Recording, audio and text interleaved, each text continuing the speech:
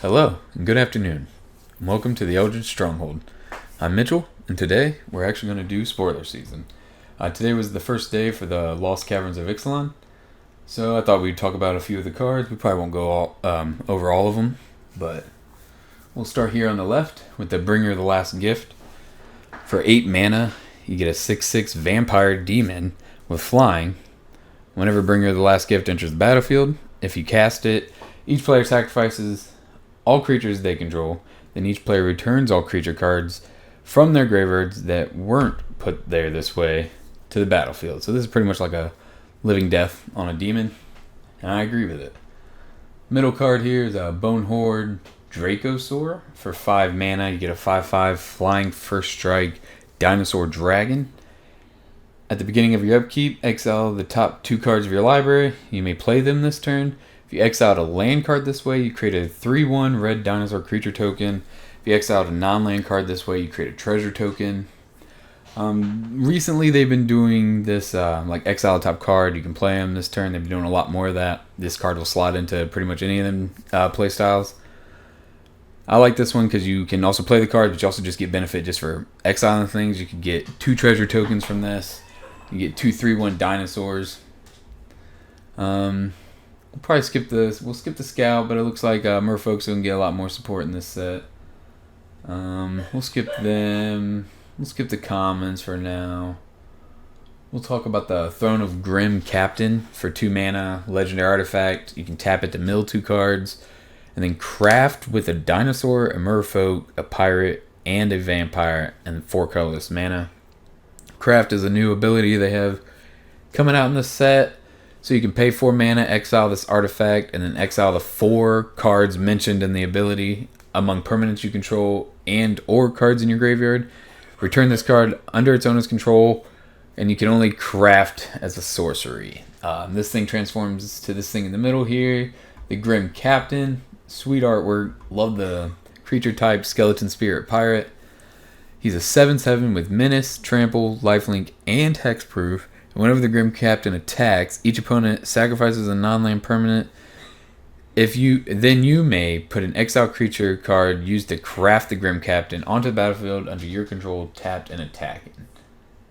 I really like this thing. I love the purple in the artwork. It'd be really nice in my Changeling deck. It'd be easy to get the Dinosaur, Merfolk, Pirate, and a Vampire. This thing can bring it back. Really cool. They got a common land cycle coming out in this set. They're caves. They're monocolored. They come in tapped. But they have a activated ability where you can pay 5, tap, sacrifice the land, discover 4, activate only as a sorcery. Discover is a new ability. So pretty much you exile cards from the top of your library until you exile a non-land card with mana value 4 or less. You can cast it without paying its mana cost or put it in your hand and put the rest on the bottom in any order. This is actually pretty cool. On a common land, you get a free spell or just pretty much just draw a card. Late game capabilities are pretty good with them. Chart a Course reprint, Treasure Map reprint, but I really like this new artwork for that. This is a frame style that's different than the coin style. I'm not a big fan of the coin style, but this looks pretty sweet. Gishath has a reprint. Everybody knows Gishath, but this artwork is I actually like this more than the old artwork. It kind of has like a watercoloring base to it. Next card, Intrepid Paleontologist. For 2 mana, you get a 2/2 human druid. You tap to add 1 mana of any color. Already starting off good. You can pay 2 colorless to exile target card from a graveyard. That's really good being any card. That's kind of almost like a Scavenging Ooze minus the +1/+1 counter. You may cast the dinosaur creature spell from among cards you own, exile with Intrepid Paleontologist. If you cast a spell this way, that creature enters the battlefield with a finality counter on it. Finality counters, I'm pretty sure, are new. If a creature with a finality counter on it would die, you can exile it instead. This is pretty interesting because you could actually remove the counter or blink the creature, and the creature would come back without the counter, and then it could die, and you could actually just keep repeating this process. The middle card right here is Cosmium Confluence. For 5 mana, it's a sorcery. Choose 3. You may choose the same mode more than once. You can search your library for a cave card, put it on the battlefield, tap, then shuffle. Put 3+1/+1 counters on a cave you control. It becomes a 0/0 elemental creature with haste. It's still a land.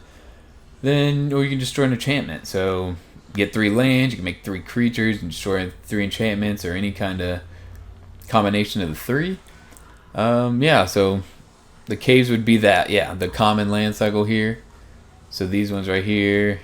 Then this colorless one right here. You could search 3 of them out for 5 mana. That's not bad. You can actually get multiple colors with it. Spring-loaded Sawblade. For 2 mana, it's an artifact with flash. When it enters the battlefield, it deals 5 damage to target tapped creature and opponent controls.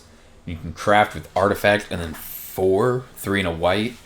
So you can exile this card, this artifact with 4 mana and another artifact, and you can flip it into this vehicle. That's a 5/5 for a crew 1.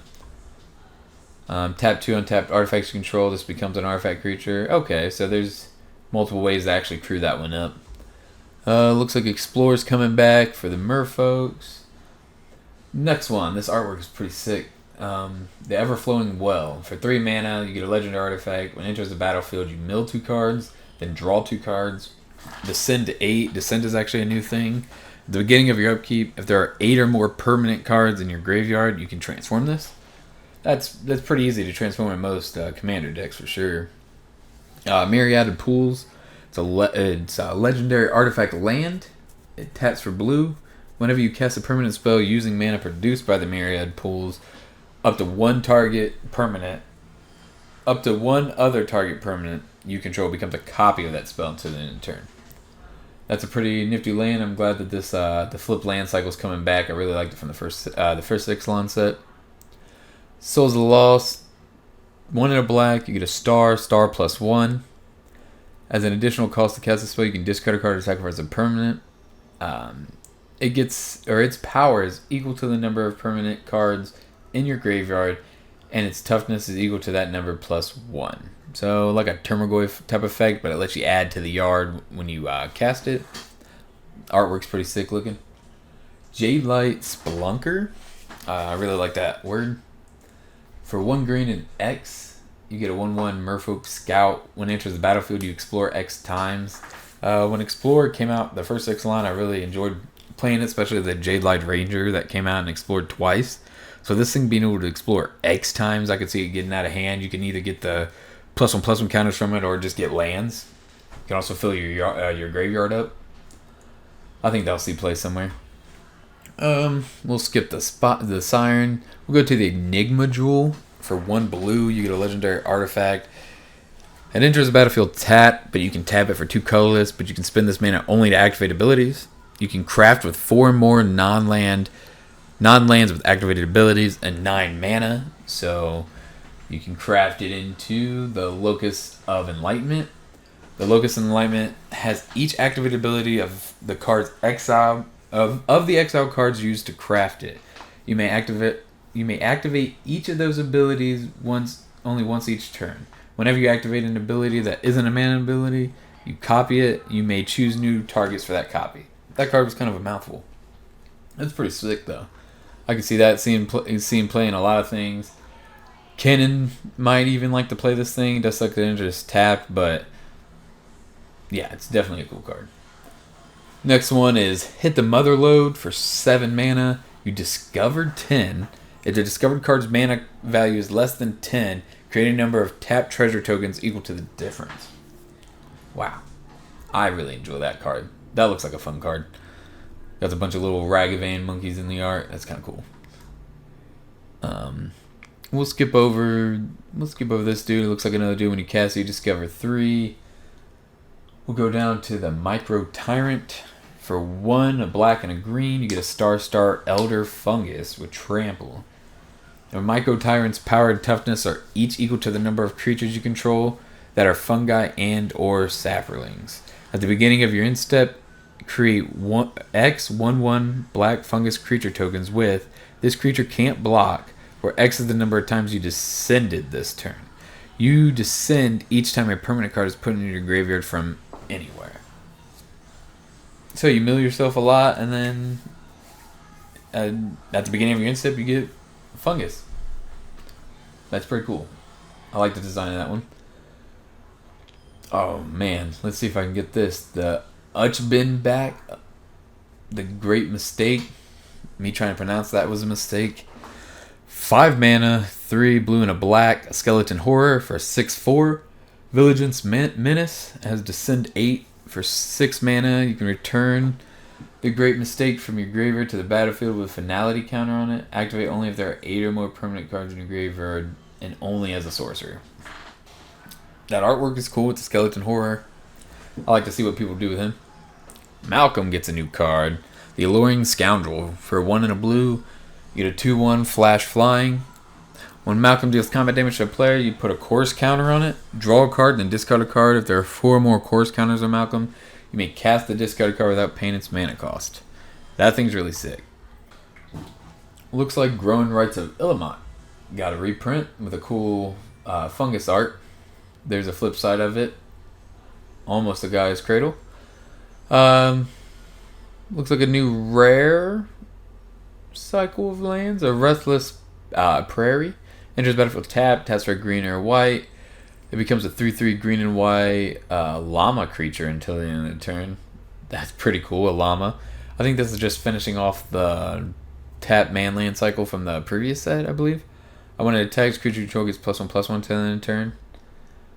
This one's really cool. I'm going to butcher the first part of that name, so I'm just going to call it the Deepest Foundation. For 6 mana, 4/2 white, you get a god.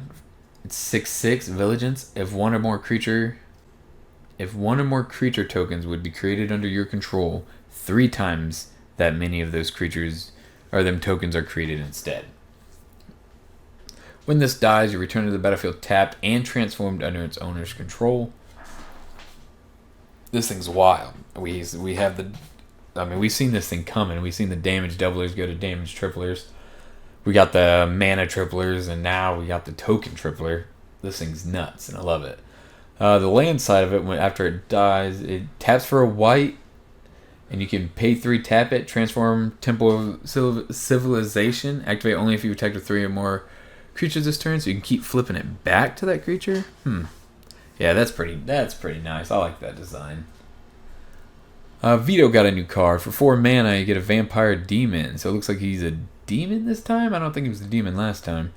He's a 4/4 flyer. Whenever you sacrifice another permanent, you gain 2 life. If this is the first time this ability has resolved this turn, if it's the second time, each opponent loses 2 life. If it's the third time, create a 4/3 white and black vampire demon creature token with flying.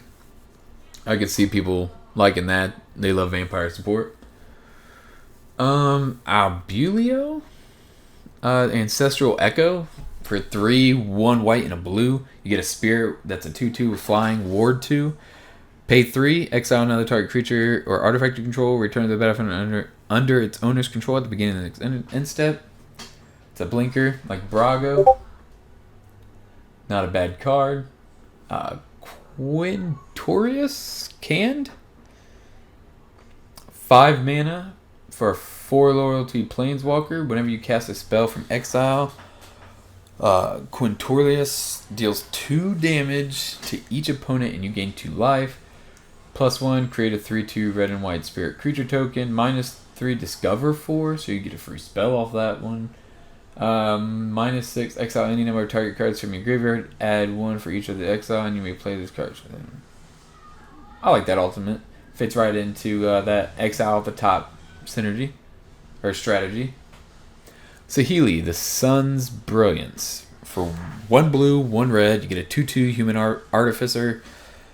A red and a blue, and you tap her. Create a token that's a copy of another target creature or artifact you control, except it's an artifact in addition to its other types. Gains haste, and you sacrifice it. We've seen this effect before in a couple other creatures.